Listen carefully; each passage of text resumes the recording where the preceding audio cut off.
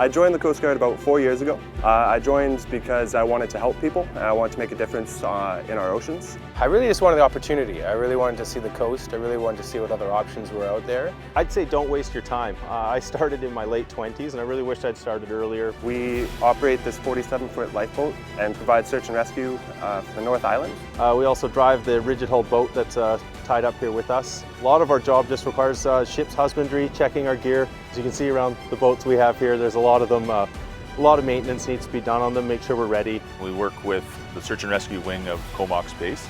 We train with them. We'll deploy what we call an Oscar, so a man overboard, and then we just back off and they search for it, and then they drop what they call a life raft kit down to the Oscar, and then with the helicopter they just come in really close and hover right over the foredeck, and they'll drop their SAR tech down on the foredeck. A lot of times we'll join with BC Ambulance Service. We'll act as an extension to those guys on the water.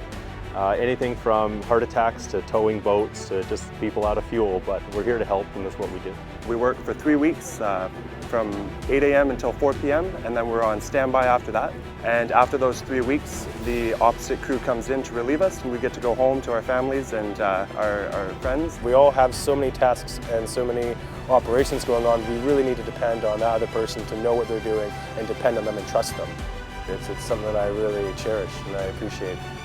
It's a fantastic job. It provides a lot of dynamic range to develop yourself as a person and your perishable skills and be more ocean-wise and help people on the water. I get a lot of satisfaction out of just being able to help people when they're in need, be it something big like medical or just getting them back safely to port. When you get to be on scene and you take that person from that traumatic event and you bring them on board, you can see that thankfulness. It's been wonderful.